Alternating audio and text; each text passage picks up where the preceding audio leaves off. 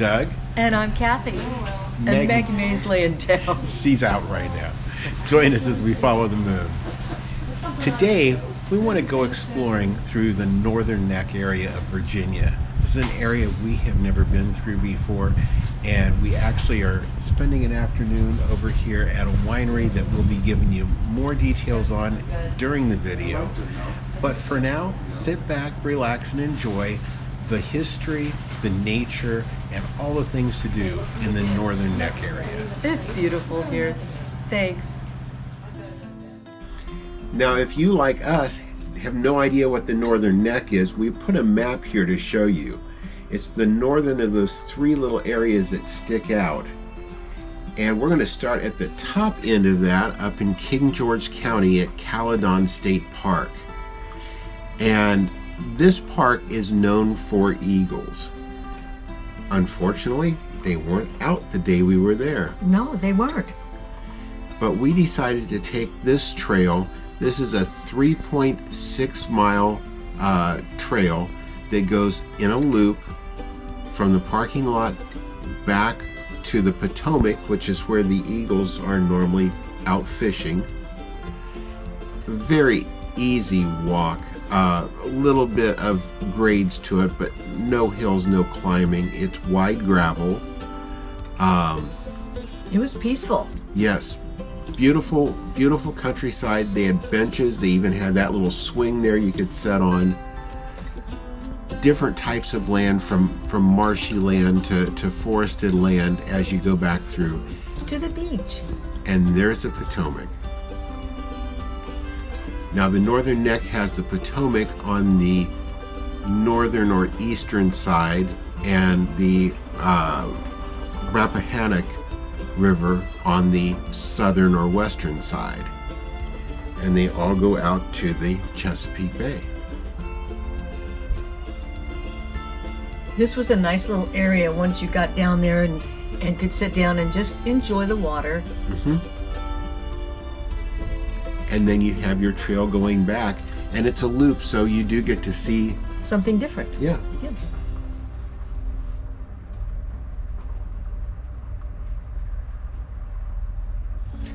Now next up was the town of Colonial Beach. Now we know where Maggie came from. Yes, she came over on the boat with those people. My understanding is this town has a very rich steamship past, and there's a lot of references to it around the town. It's a smaller beach, but it looks like a very nice family-friendly beach, and by the looks of the parking they have, it must get incredibly busy during the season. I did see pictures. Very popular place. Mm-hmm. Their fishing pier you can see going out there. We'll show you more of that. But yeah, nice beach, very family-friendly. But not dog-friendly on the beach itself. That's true. Yeah. Now this is their pier, and I went just a short ways out on the pier just to show you the length of it here, but it was a really nice fishing pier. There again, harkens back to the steamship past.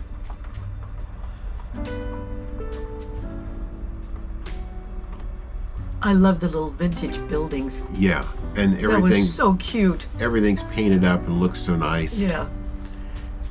They do have their memorial there for everyone from the Colonial Beach area who has served in the military. While we were in Colonial Beach, we actually twice went to Los Hermanos Cantina. They are fun. Yes. We got there a little early this second round, and they had great margaritas. Yes. They do the guacamole at the table, not quite as fast as what this fellow is. I did speed this part up for you, but they do your guacamole at the table. You can tell them how much or of anything you want in it, or if you want anything left out. And it is excellent. Yes, it is. Between the guacamole and the margaritas, it was worth coming back for, just for that. But the meals are outstanding. The food was great. and they were fun. When we first went over to the table and sat down, this fellow who was also our waiter, our server, came over and sat down at that table there at the end, or the chair there at the end of our table, sit down with us, and it's just a nice atmosphere. And the food is amazing. And you can see we like the guacamole too. Yes.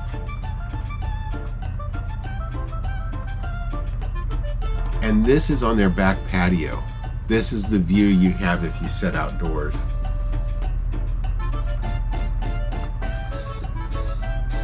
So yeah, we spent the evening there. Yes. Now, next up, just down the road from Colonial Beach, is the birthplace of James Monroe. He was the 5th president of the United States. And this is just a very small little memorial. They do have this memorial and plaque there right as you go in. It's a single loop driveway, and it does have a walking trail around the back of it. Mm-hmm. That's actually an 1818 flag. It has the circle of stars on it. And that's a recreation of his birthplace.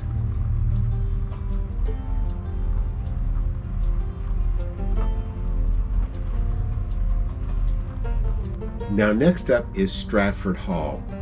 And Stratford Hall was a huge surprise for us. It is so much more than what we thought it was going to be. Yeah. This is the birthplace of Robert E. Lee and was home to 5 generations of the Lee family. We'll take the Maggie cam here out of the visitor center. We weren't allowed to photograph in there, but there's a lot of important historical information in there. Takes you across that little gorge over by the gift shop. And this place is beautiful. It is incredibly preserved and restored. Yeah. This was built in the 1730s. This is the horse stable. And that is the actual home, Stratford Hall. It was impressive. It was. We didn't take the inside tour. We just did the grounds.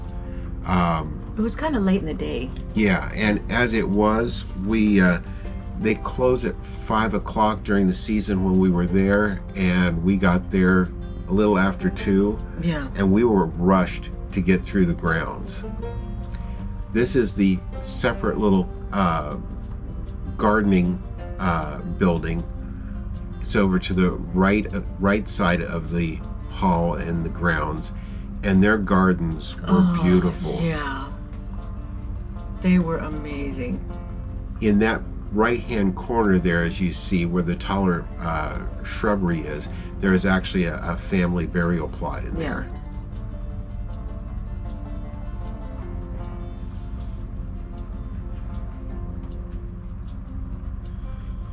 Now that building there is their kitchen. The kitchen was kept outside of the home to keep the heat away from the home. Mm-hmm. And those cabins that you see in the distance were their slave quarters. At one point there were 12 members of the Lee family and 137, I believe, slaves. Yeah. It was a large plantation.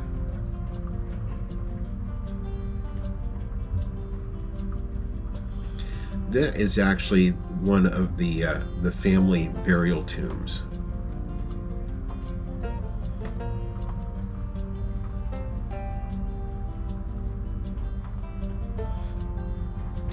Now at Stratford Hall, on the grounds, are the Stratford Cliffs. They alone were worth coming down here for. Absolutely. That was amazing. This is right on the banks of the Potomac. And this is one of, I believe, only a couple of places where that type of cliff were formed in the world. Mm-hmm. I think they said 7.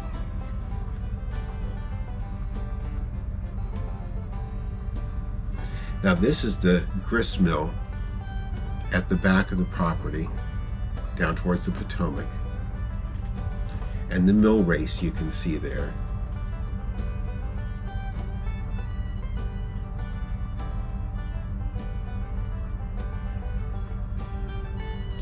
And then this is their beach area.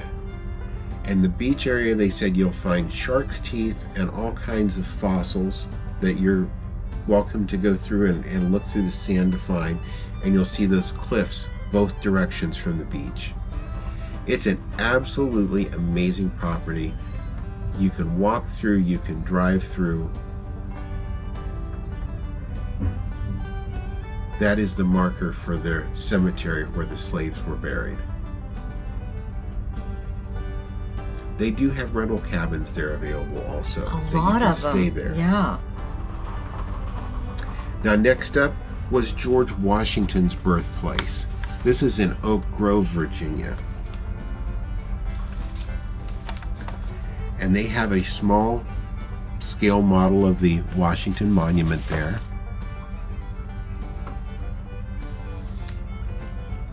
And as you go in, the monument is right in the middle of the road. If you go to the right, you come to the visitor center. And at the visitor center, there is a walking path that will take you back to the area where the Washington family lived. That's the farm workshop, and it's full of period tools. Mm-hmm.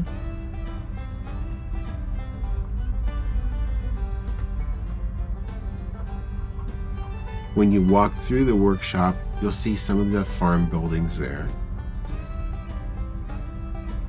And off in the distance, you'll see the memorial house.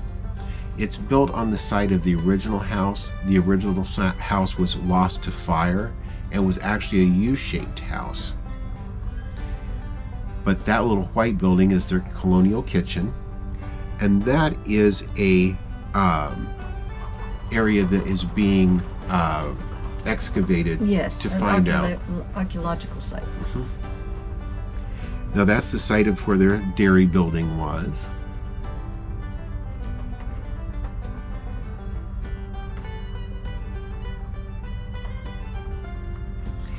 And then if you drive to the other side of the property, you'll come across where the John Washington house was, which was George's grandfather, and the Washington burial plot.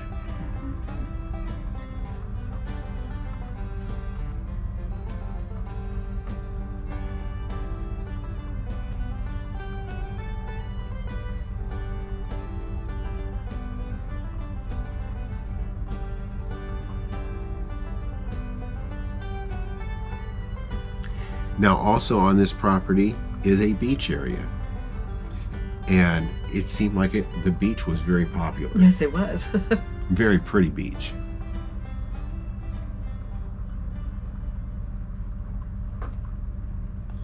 Now next up is Westmoreland State Park. And Westmoreland State Park has really kind of something for everyone. Yes, it does. There's great hiking paths. We took the Rock Springs Trail, which was a short, easy trail. It is also handicapped accessible. It's all paved. Yeah.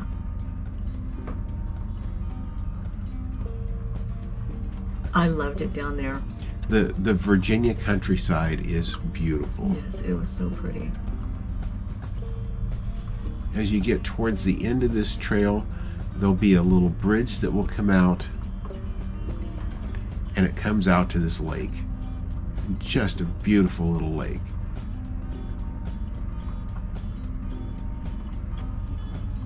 We saw some wildlife, saw a little snake. Yes, we did. We saw turtles. Turtles, yeah. There's several turtles out there sunning themselves. Yeah. And again, they've got a great beach area. Mm-hmm.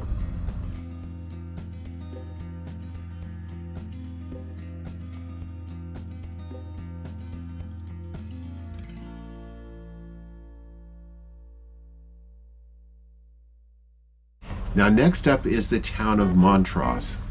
And Montross is a very unique little town. Very pretty town, but they do a lot of murals. Actually, one person in particular. Mm-hmm. and I guess they've kind of spread out and they're trying to get to some of the other towns. This was a little brewery they had. You'll see these love signs throughout Virginia. The Virginia is for Lovers logo is where those came from. I love the Coca-Cola building. Oh, it was neat. That was an old building. But there's murals throughout the town that really, really bring the town to life.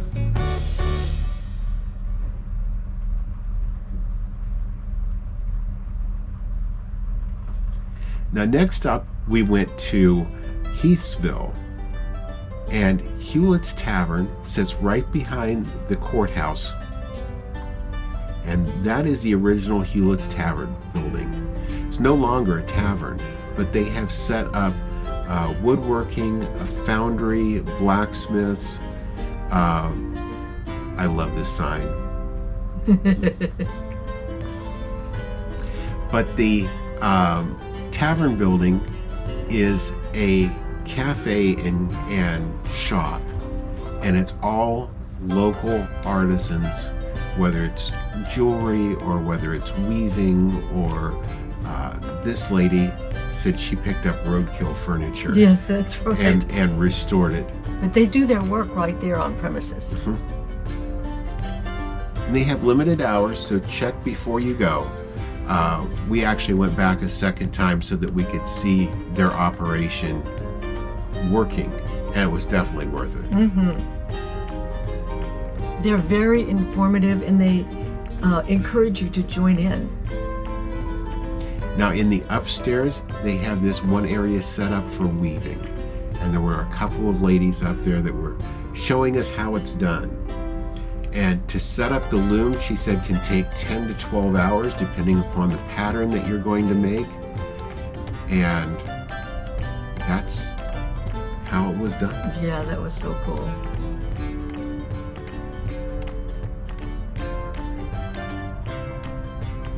They also have several of the rooms in the upstairs of this setup as they would have been in the old hotel. Mm-hmm. And they've got a great little cafe.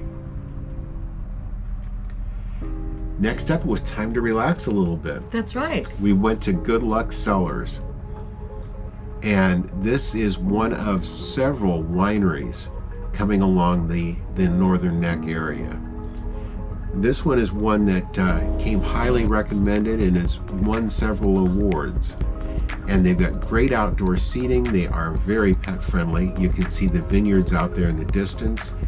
Every wine they make are from grapes that are grown on the property. They do not bring in any grapes. So these are all definitely very local wines. Nice little shop too. Mm-hmm. And if the weather's not so nice, you can stay in there. We got a flight of 5 to try and picked out our favorites.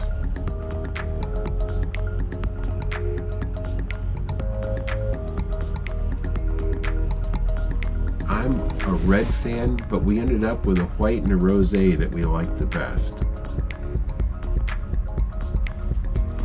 Now, next up was Reedville. Reedville is a fishing village out on a little peninsula, a little tip sticking out in the Potomac. Neat little town. Very. We're kind of off season in a lot of this. Yeah, and it was nice because nothing was busy. That's right. But you do have to watch in the shoulder seasons and beyond. A lot of things are open shorter hours. Mm-hmm. It's also home to their Fisherman's Museum. They have areas there to pay tribute to some of the ships that have went down in the area, and to the fishing industry.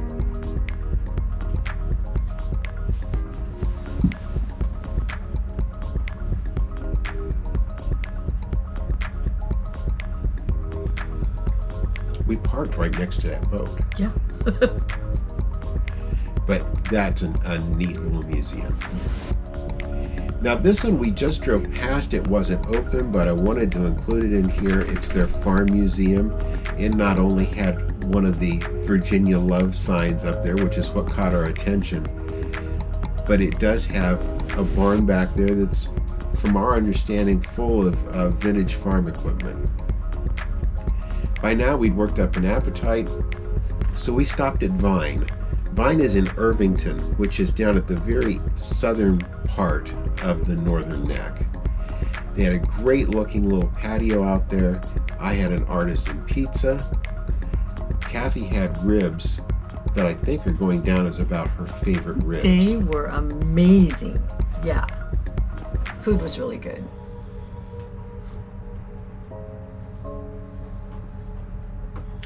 And at the very end of the Northern Neck is the Robert Norris Bridge that connects it to the next peninsula south. What a beautiful sunset.